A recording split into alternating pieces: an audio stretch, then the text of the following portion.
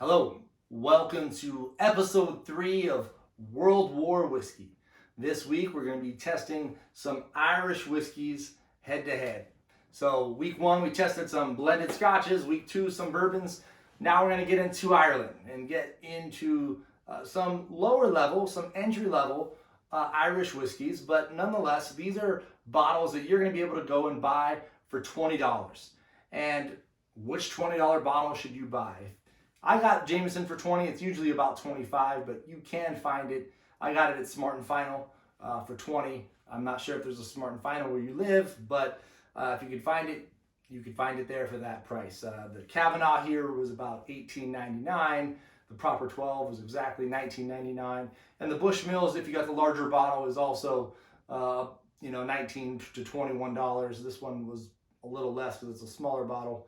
But you get the point. These are all $20 range bottles. Now, the reason we're doing this competition tonight with these Irish whiskeys is because Conor McGregor's Proper 12 is in the limelight because he's fighting tonight. He just won tonight.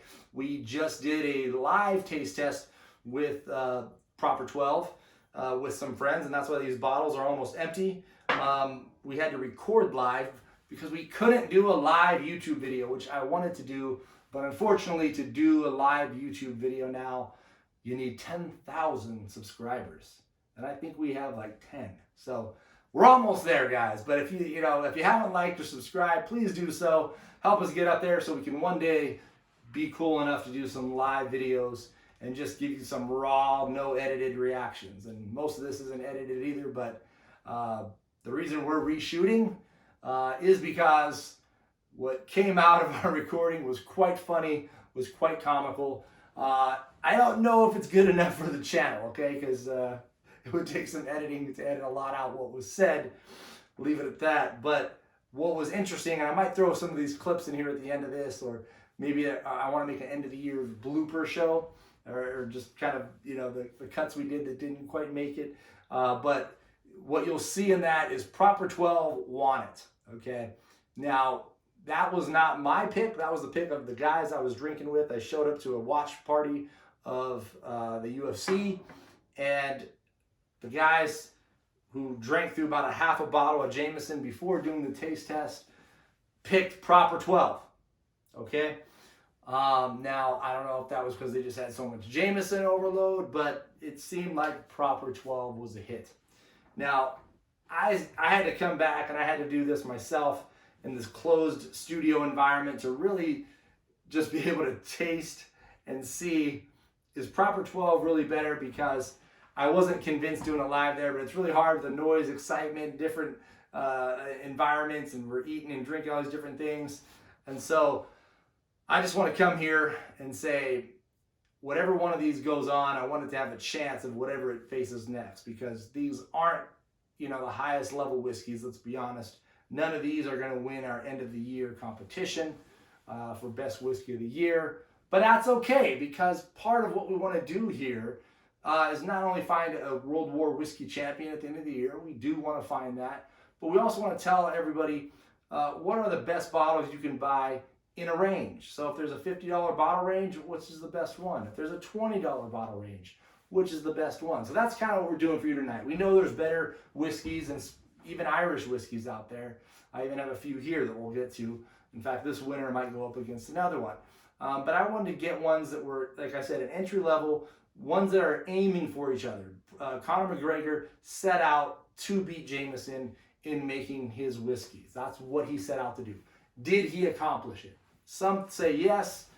Most of you say no, okay? And I haven't been getting a whole lot of feedback from some of the videos I did, but when I put out that I was going to be reviewing this, I definitely got a lot of feedback, 90% of it negative, okay? A few people did like it, but most of it said, this is just terrible, pour it down the drain, right? And having had it before, I didn't think it was the worst whiskey I ever had by any means. Not anywhere close to the best either, but it was interesting because most, whiskey fans, big whiskey fans, just hate this stuff. And I don't know if it's more just the fact that Conor's behind it that they hate it, or if it's truly the whiskey they think is terrible. think it might be a little of both, honestly, because I do know people that have, the guys tonight did like it. Again, they're not big time whiskey drinkers. They're gonna drink, Jameson on a regular basis, but they did like Proper 12. So that does say something to its target audience. But let's do a real taste test and see what flavors and kind of profiles we're picking up here from the whiskey. So, quick note, Bushmills here. This is the red bottle, the Red Bush they call it. This has been around. It says 1608 on the bottle. I looked it up. It's that the company was kind of purchased, or the land was purchased back in the 1600s to start distilling whiskey, but they actually didn't start producing until the 1700s. Same with Jameson here. This is, I think, 1780, so a few years after, the American Revolution. They're already making whiskey. So Conor McGregor is definitely the new kid on the block here. But interesting note is Bushmills' former distiller is who is now making Proper 12. So a lot of people almost hate on Proper 12, like Conor McGregor is making whiskey himself. Like, how can he make a good whiskey? Well, he's not making it himself. He's hiring people, and he's just an investor.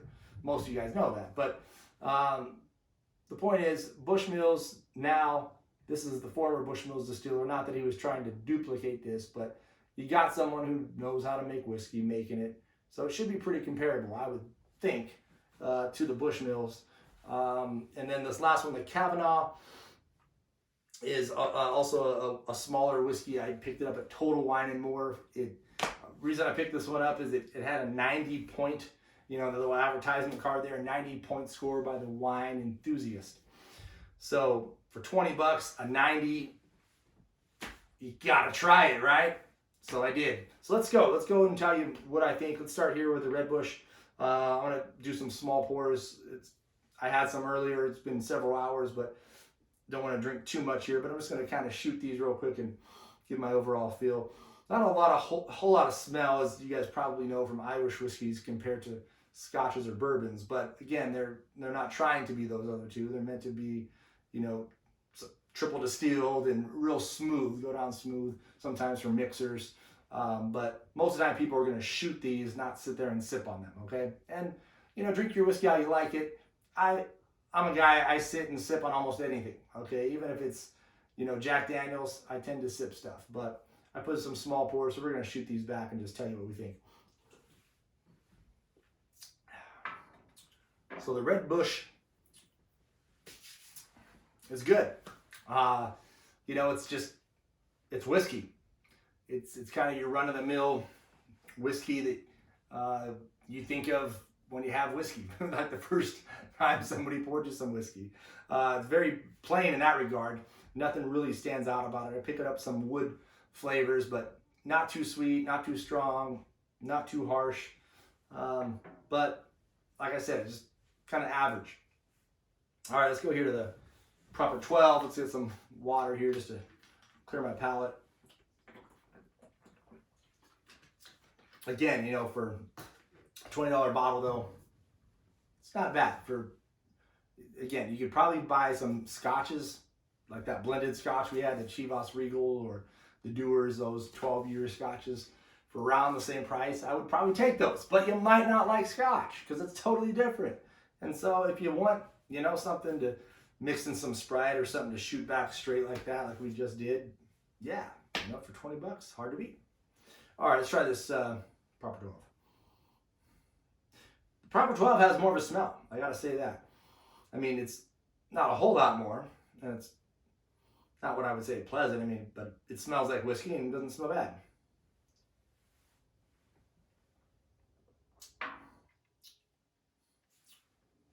Okay. Tasting them right here, as I said, in this environment, kind of focused in, trying to hone in on the flavor, rather than earlier, we're just kind of in chaos and watching the fight and everything's going on. I definitely can pick up more of the flavor in the Proper 12, and it is better than the Red Bush I did. I would definitely say so. It was coming off a little harsher to me earlier. I'm not sure why. Because everybody else was saying it was smoother, and I was picking up a harsher vibe. Maybe because because I was sipping it earlier. I just shot it back there. It went down pretty smooth, but it does still have a little bit more of an alcohol kick to it, almost like it's a higher proof alcohol. It's not. These are all 40%ers. So if you don't want to taste alcohol, you might want to go with the Red Bush. But I thought the Proper 12 did have more flavor to it. Kind of a strong, like oaky kind of flavor. Not sweet, but a little bit harsh on the alcohol, but a little more pop and zing to it that made it a little less plain than the Red Bush. So let's try now the Jameson. Jameson doesn't have much smell at all, but it does smell sweeter. It probably it might be the weakest as far as scent goes, but the most pleasant probably. Definitely is smooth. It's definitely the smoothest of the bunch. So Jameson, for what it is I see why it is what it is. It's smooth. I mean, it had almost no burn to it. A little afterburn, honestly. Not that the other ones didn't. The other ones had a little burn going down. The Jameson didn't at all. Little bit of an afterburn.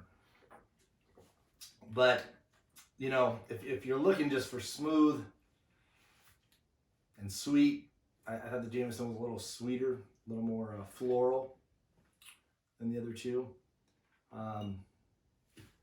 I mean, you guys know what Jameson is. Everybody does. It's consistent. Every bottle's probably the same, and that's probably why it sells a lot. I've never been a Jameson fan, but tasting it after these, I get it. I see why. It's a smooth whiskey and didn't taste bad. I mean, wasn't mind-blowing, but it was good. I mean, it was Jameson, So if you mix that, it's going to go in, it's going to mix just right in anything.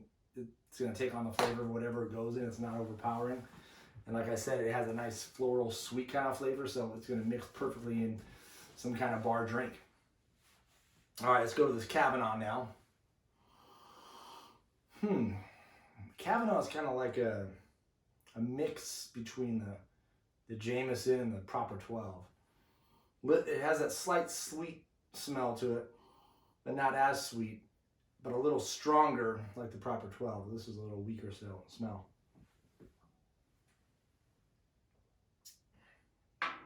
More of an Irish whiskey burn. Wow. Very different. The Kavanagh is the most different of the bunch. This is going to be tough because,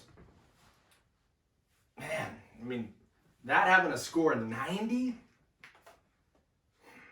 to me, this is like really close. All these are really close. So none of these are 90s. None of these are 90s, man. I mean, for me to give a whiskey a 90, it has to be just mind-blowing, okay? I mean, it has to be good. I mean, maybe not mind-blowing, but if you're in the 90s, man, you are a good whiskey. And these are not close to 90, just being honest. 80s, okay, high 70s, low 80s, maybe mid 80s, if Irish whiskey is your thing. But not 90. Anyway, guys, I'm having a hard time picking here. I was wanting the Kavanagh to win this. Not wanting, but I was expecting it to win this. Just because, it had 90 from wine enthusiasts. But I guess those wine drinkers are not the best judges of whiskey. Got a little residue there.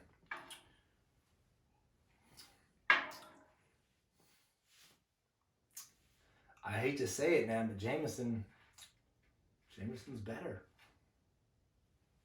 than the Kavanagh.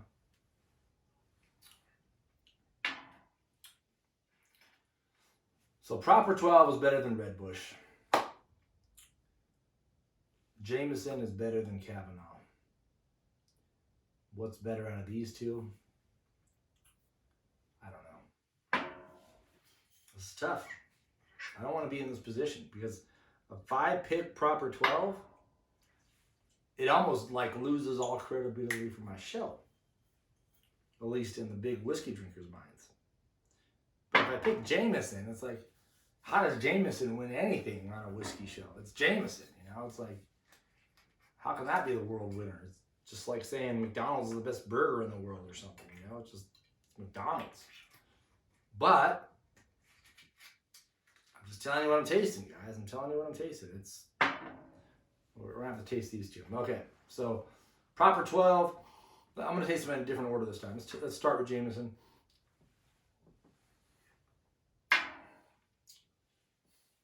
Yeah, you know, the sweetness and the smoothness of the Jameson is really, for whatever reason, enjoyable for me right now. I'm not, as I said in the past, I haven't been a big Jameson fan. It'd probably be one of those ones that I'd never order, and I've tried it numerous times. But kind of head to head with these, it tastes good. You know, as the other ones are a little harsher. But let's see if the flavor here with the proper 12 can win out.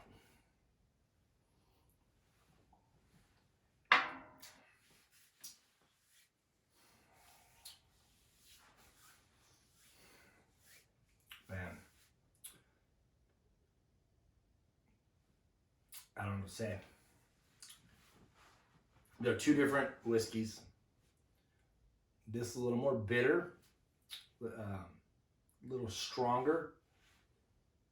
Almost like if you're gonna have a party, you buy this for like the big burly guys that are gonna, you know, want to drink, and you buy this for all the girls and refined guys that don't drink whiskey, and they're gonna like Jameson. And you know, for the lumberjacks that drink bourbon and you don't have any bourbon, this will probably be something that'll hold them off and make them feel like they're not girls drinking Jameson. Not that Jameson is only a girl's drink. I don't want to say that.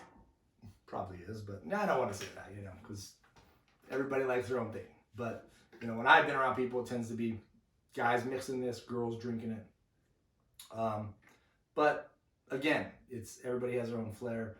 I would order after tasting this and with these, and I'm in a place of, you know, not having a whole lot of variety around me. I would order Jameson again. I would, simply because it's smooth, it's sweet, very palatable. I would definitely pick Jameson as the mixer in any of the mixed drinks that I'd make, or Sprite, whatever you're gonna mix it in. You know, old fashioned, you usually use bourbon, but if you're gonna make something like that and you didn't have bourbon, I would use a Jameson. But if you want something with a little more punch and a little more kick, try the proper 12. It's $20. You know, you can't really go wrong. As far as the Kavanagh goes, you know, it wasn't bad. It didn't really have it wasn't as strong as this, a little stronger than Jameson. I guess this one was probably the worst for me, even though it wasn't terrible. It was just, I guess, the least memorable. The Kavanagh just had a more of a drier, you know, just less wow factor to it. This is had more of a punch, a little harsher. Jameson, less of a punch, a little sweeter. So we're just say this. These two won out over these two. They're gonna move on and face some other Irish whiskeys and probably get beat by the other Irish whiskeys, if we're honest. But we'll see, because until you match them up head to head and really get the profiles coming out head to head, it's really hard to say. So Kavanagh, Red Bush, Bushmills, you're going home. And former Bushmill distiller, now making proper 12, and world famous Jameson, you guys are moving on to our year-end tournament, and we'll see you next week for episode 4 of World War Whiskey. You don't want to miss that one because we're getting out of the entry-level stuff into some very popular scotches, some very popular 10-year scotches, some very popular 10-year Isla scotches. So most of you guys probably know what I'm referring to. If not, tune in next week, same time, which is whenever I post this video up, but usually on the weekends. And we'll get into some really popular scotches that I'm afraid to send one of them home because they have huge fan bases, both of them. But one has to win and one has to lose. Unless we test 4 like tonight, then we can pick 2 winners. But we'll see you next week, guys. Thanks for tuning in. Conor McGregor, you fought great tonight. I can't believe it. You beat that old man up. But I hear that you're trying to get a fight against Pacquiao. All I can say is don't do it, bro. But you're going to get a lot of money for it. So I probably would too if I could get that kind of money. But you're going to get beat up if you fight Pacquiao in a boxing match. But hey, cheers to you in MMA, man. You look good. We'll see you next week.